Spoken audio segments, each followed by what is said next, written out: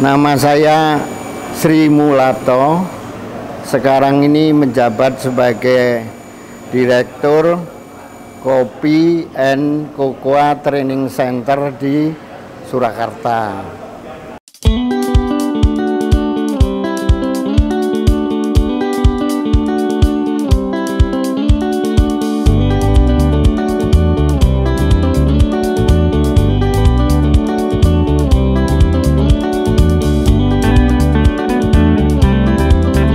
Petani kakao ini sekarang hanya bisa bermain sampai menghasilkan biji kering.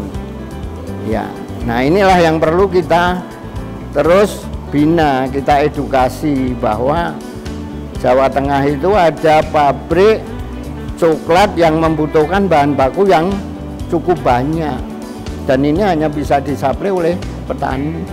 Sebetulnya gini, Dinas Koperasi dan UKM Provinsi itu sudah melakukan edukasi yang sistematis, terstruktur dan masif dari pengolahan hulu sampai hilir, tentu saja termasuk uji mutu.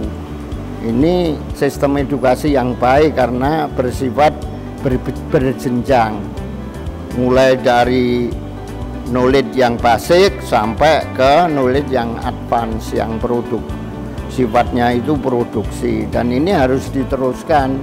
Kalau bisa itu ya ditiru oleh dinas lain dalam membina UKM yang ada di wilayah-wilayah produksi kopi maupun kakao. Usaha yang baik, dan ini sudah dilakukan cukup lama. Ya kurang lebih 5-6 tahun yang lalu lah.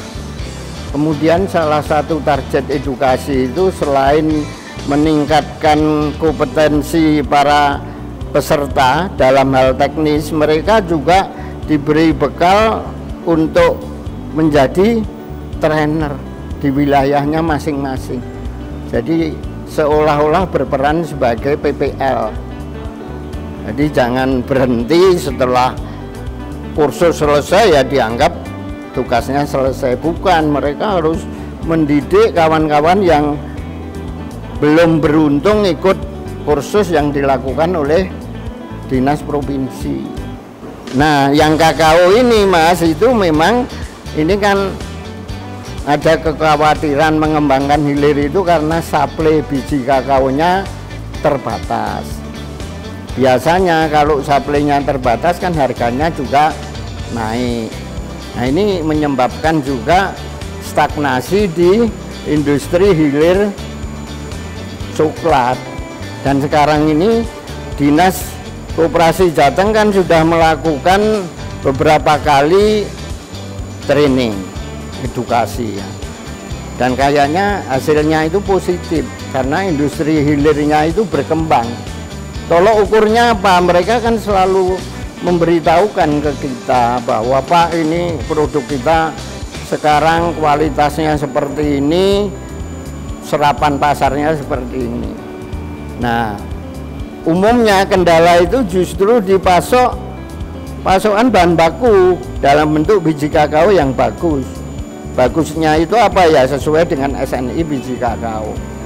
Saya kasih contoh, ada produsen artisanal skala UKM di Magelang sudah bisa buat produk yang bagus, coklat bar bagus, diembel-embeli herbal, tapi mereka beli biji kakaonya itu dari Bali, dari Jembrana yang jauhnya mungkin sekitar ya hampir 1000 kilo lah. Itu kan menambah kos bahan baku, belum lagi kerusakan mutu selama di perjalanan. Nah, kalau di tetangga Magelang misalnya produksi kakao ditingkatkan, kan dia tidak perlu jauh-jauh, ambil aja dari Borobudur yang jaraknya tidak sampai 100 kilo. Nah, itu kuncinya Mas. Jadi pasokan bahan baku itu harus memenuhi atau memadai baik dari segi jumlah, mutu maupun kontinuitas suplai. yang namanya nanam sesuatu itu kita kan harus mempelajari kelayakan ekosistem, iklim, curah hujan, kesuburan tanah. Kelayakan untuk kakao sama kopi robusta itu kan ada 3. S1 itu yang paling layak, S2 itu yang setengah layak, S3 itu yang tidak layak. Nah, secara ketinggian kita nanam kakao itu sama dengan kita nanam kopi robusta, ya sekitar 500-600 meter DPL lah. Bahan tanamnya itu termasuk mudah.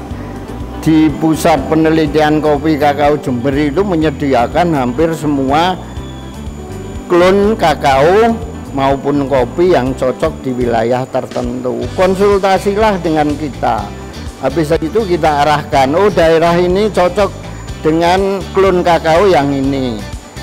Nah, habis itu beli dari sana. Mengapa harus ke sana? Karena kita menginginkan bahan tanam itu diketahui sumbernya masih murni. Nah, setelah itu pengembangan dari bahan tanam itu bisa dilakukan oleh petani asal untuk kepentingan sendiri. Kalau mau dijual ya harus ada sertifikatnya. Nah, bahan tanam yang dijual oleh Puslit Kopi Kakao Jember itu ada sertifikatnya, Mas, ada yang nanggung. Jadi kalau misalnya hasilnya tidak sesuai dengan harapan petani bisa klaim. Tapi kalau Anda atau petani belinya di mana saja kan tidak bisa klaim dia. Nah, bedanya itu. Jadi sertifikasi bahan tanam itu suatu hal yang mutlak untuk diketahui oleh petani. Nah, nanti kalau sudah dapat knowledge, dia bisa mengembangkan sendiri sesuai dengan keunggulan tanaman yang ada di wilayah itu. Tapi begitu mau dijual harus pakai sertifikasi lagi, patut gitu, harus itu patut. Misalnya iklimnya bagaimana, kemudian jarak tanamnya seperti apa, harus dipangkas setelah umur berapa, harus dipupuk. Jadi 5P itu harus penuhi. Pertama itu pemupukan, pemangkasan, terus proteksi atau pemeliharaan terhadap hama dan penyakit, ya. Kemudian panennya itu harus mateng masa, terus pasca panennya juga. Asal 5 ini dipenuhi, masa enak itu mesti akan menghasilkan produksi sesuai yang dilakukan oleh perkebunan besar. Perkebunan besar itu mengapa produksinya tinggi? Ya karena mengikuti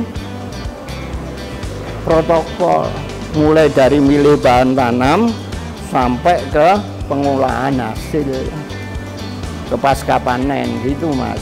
Jadi untuk coklat ini memang untuk kakao lah. Jadi hasil biji kakao di tingkat hulu itu kita sebut kakao ya, karena apa? Belum bisa dimakan. Nah, ini memang dari tingkat produksi itu sangat rendah. Tadi saya sampaikan produksi biji kakao Jateng itu hanya 2000 ton per tahun. Nah, mengapa secara nasional kita itu masih impor biji kakao itu sebanyak 200.000 ton. Nah, kalau Jawa Tengah itu bisa meningkatkan produksi, artinya kan volume impor itu bisa juga diturunkan gitu, Mas. Nah, sebetulnya peluang Jateng itu baik loh, Mas. Jateng itu punya pabrik coklat besar di Batang. Kapasitas produksinya per tahun itu sekitar 300 ton. Satu sekali proses dia butuh 5 ton biji kakao yang fermentasi dan kering dengan baik. Itu tidak pernah bisa dipenuhi, Mas. Nah, ini kesempatan. Misalnya petani ada koperasi petani Cilacap punya 75 hektar. Nanti ya kita arahkan ke situ supaya memancing petani kakao di kabupaten lain juga untuk bangkit, untuk memenuhi kota Jawa Tengah dulu, Mas, tidak usah jauh-jauh. Nanti kalau Jawa Tengah itu sudah, artinya pabrik coklat yang Jawa Tengah itu sudah bisa operasional optimal, baru kita bisa memikirkan jual ke wilayah lain atau kalau bisa ekspor. 10 tahun yang lalu Indonesia itu penghasil biji kakao nomor 3 loh, Mas. Sekarang jadi nomor 6 karena produksinya sangat rendah. Sementara pabrik coklat di Indonesia secara kumulatif itu sudah, kalau tidak keliru, 17 buah.